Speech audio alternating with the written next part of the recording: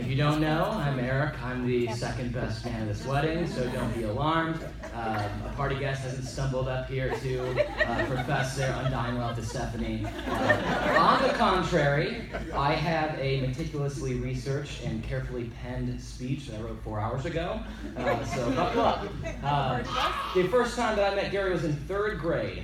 Well, technically it was in 2nd grade when we were on the playground and my friend called this kid I didn't know Gary the Snail, and that kid said, "Don't call me that."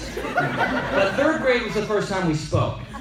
We sat diagonally from each other at our table for 4, I silently reading as the teacher passed out candy for good behavior, Gary silently judging me for the way that I handled my Smarties. To hear Gary tell it while the other kids immediately stopped reading to indulge in the sugary amphetamine, I slithered my hand out and just sort of grabbed those Smarties all while reading. Just kind of held on to them for about a half an hour, which was long enough for him to conclude, "Oh my God, I don't want anything to do with this kid." Well, Gary, joke's on you. What strikes me most about this story is that I have no recollection of this happening, but Gary has never forgotten this first impression. And I think that speaks to the basic difference between Gary and I that has characterized our friendship for so many years. You see, I'm the kind of person who likes to be liked, and even more exhausting, likes to like other people. Gary, on the other hand, it's never really been a priority for the guy. Gary decides what he thinks about you in the first few minutes, and he sticks to his guns. The man knows what he likes and knows what he doesn't. Sure, his opinion can change, but it's not because he was mistaken. It's because you changed.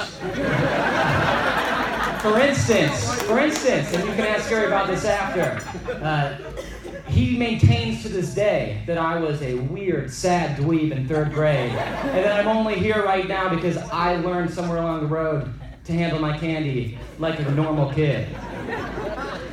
And just gotta unlock my phone again.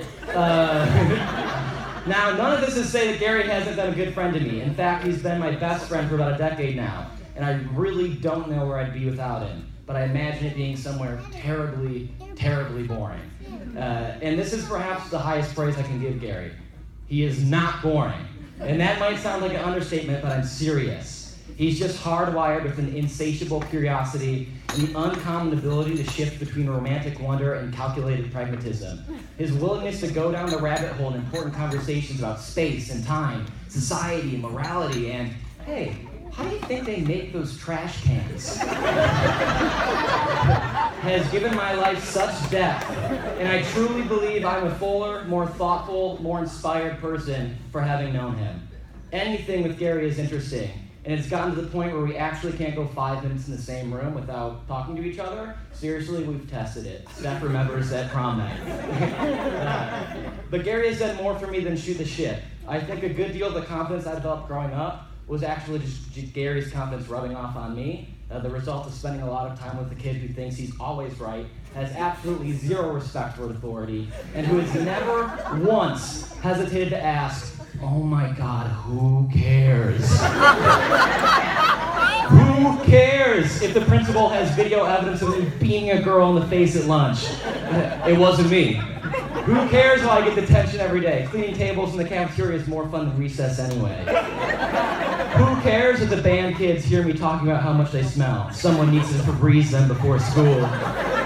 Who cares what that person thinks? Who cares what everyone else does? Who cares about the rules? Who cares? Well, usually me. And throughout my life, Gary's always been the person who reminds me the sky isn't falling. As someone who's naturally inclined to worry, it's been a tremendous source of comfort to have someone with a more sober perspective. I could go on, but 5, 6, however long the speech is, minutes, isn't really good enough time to detail all that is good about this guy. Suffice it to say, many of the things I admire most about myself are qualities that I first saw in him and was fortunate enough to acquire over a long and fruitful friendship. So, thanks, Gary. And I want to thank Gary's family as well for giving me my best friend. Debbie, Megan, Caleb, Paige, and Lindsay. Thanks. I knew this was going to make you funny about it. You can hear it in my voice, though. It's coming up. But that's not to say being friends with the guys I walk in the park either. Those who know Gary know him to be unapologetically, tactlessly honest. And being friends or family doesn't give you an immunity from his judgment. I remember when he told me I was fat in the 4th grade. Not to hurt my feelings, but because he was so much faster than me when we were discussing possible reasons why. Or a few years ago, when I got super into comedy, I invited him to a show I was performing out in Ferndale, the culmination of 8 weeks of class. It was the first time I ever did something like that on stage. I was nervous and excited. I asked my friends out there for support. And I got up and I performed. It was such a rush. And I felt so good. I came out after to say hi to Gary, and he looked me right in the eye and said, "Man, that was so bad." I don't know what it was, man. I just think you might not be funny. Yeah, it hurts, but that's Gary. That's part of what makes him a remarkable person. He's not pulling any punches, so you know what you're getting from his honest opinion. It's just that more often than not, that opinion is that you're wrong, you don't get it, or it wasn't that good. In fact, I've only once heard Gary truly admit to a mistake. Now, Gary's going to tell you that this didn't happen, but trust me, I've held it in my brain all these years just for this occasion. It was our junior year of high school. Gary had been dating this girl from Richmond for about a year. I still didn't really know anything about her. And I woke up one morning to a voicemail from Gary. And I listened to the voicemail, and I can hear Gary, but it doesn't sound like Gary. The voice, it's lacking a certain casual, matter-of-fact, I can't believe you're wasting my time right now quality. Instead, it's soft, and it cracks. It's clear that Gary has been crying and was barely holding himself together as he spoke. He said, "Hey, call me back when you get this. I just had a fight with Stephanie, and I need to talk to someone. I think I really messed up. I think I really messed up." I think I really messed up? I mean, this is Gary, the guy who claims he had to be a bully in school, because if not, quote, those kids were going to keep thinking they could do whatever they wanted in life. Someone had to put them in their place. That guy thought he really messed up, but he did. He really did. You could hear it in his voice. And Steph, you're the one who gave him pause. You're the one who made the guy who thinks he's always right think, I messed up. And that's because he really, really cares about you. More than anything else in the world. Gary cares what you think, Gary cares what you feel, and you make him more vulnerable than anybody else that I've ever known. He loves you as much as anyone can love anything, and I look forward to seeing that love continue to grow year after year until my next speech, Gary's eulogy. The toast to Gary and Stephanie.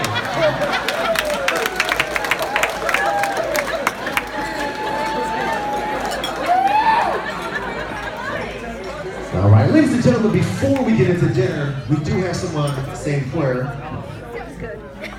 So if you are that someone, please raise your hand so we can get your microphone.